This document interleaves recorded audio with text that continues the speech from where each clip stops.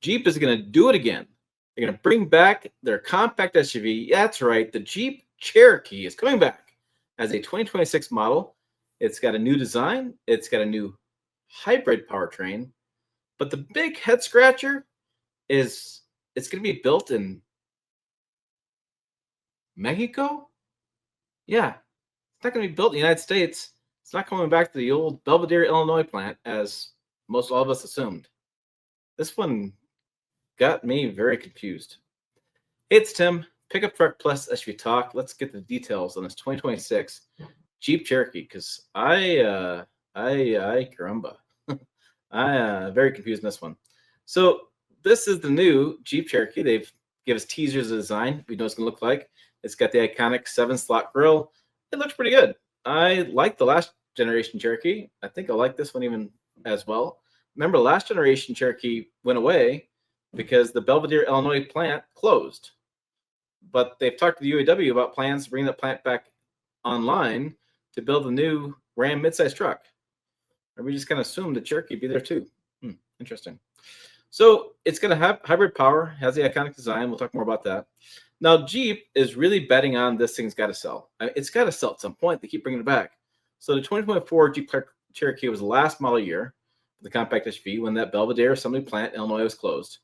Jeep sold just 1,689 Cherokees in 2024.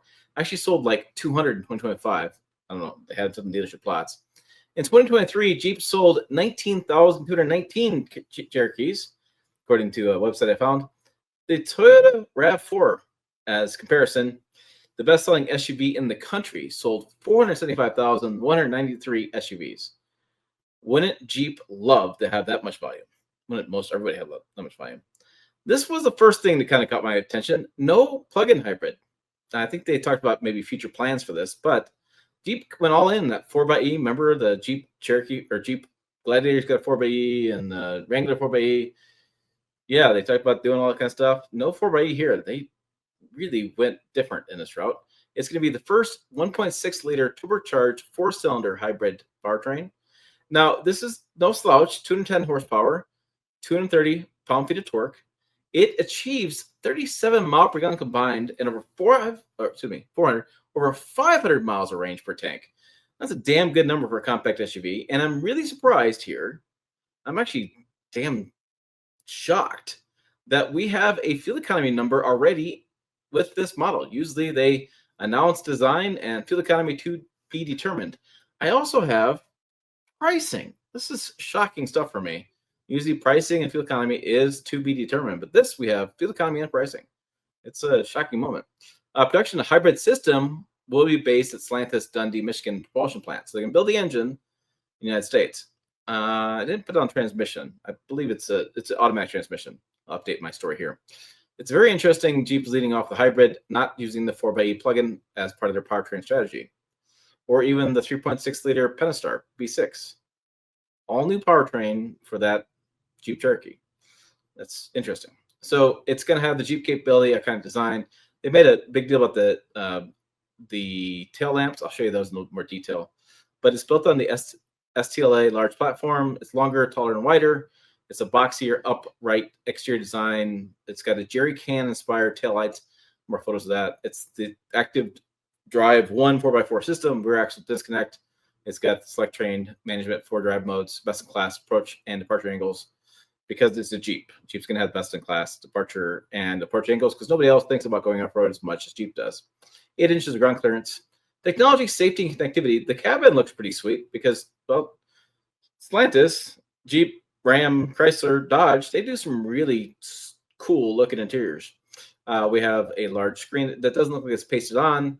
Really nice design here. I really like this interior. But we have a dial shifter. Yes, we'll talk more about that in a little bit. So 140 standard and available safety features, all these different stuff that comes with the 12.3-inch infotainment display with wireless Apple CarPlay and Android Auto, 10.25-inch full digital instrument cluster behind the driver.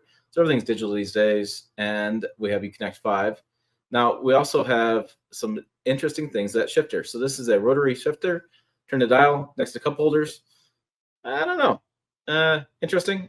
People love it or hate it. They say 30% more cargo space than the outgoing Cherokee. Well, there wasn't a 2025 model, so you really can't compare it to the outgoing one, but okay. Not to fit an extra large dog crate. Cool, seats fold up. They are touting the rotary gear selector, creating additional storage. Don't understand why that creates additional storage, but okay. Available luxury features include a dual pane sunroof, ventilated front seats, heated rear seats, and a foot activated power liftgate. Interesting, cool.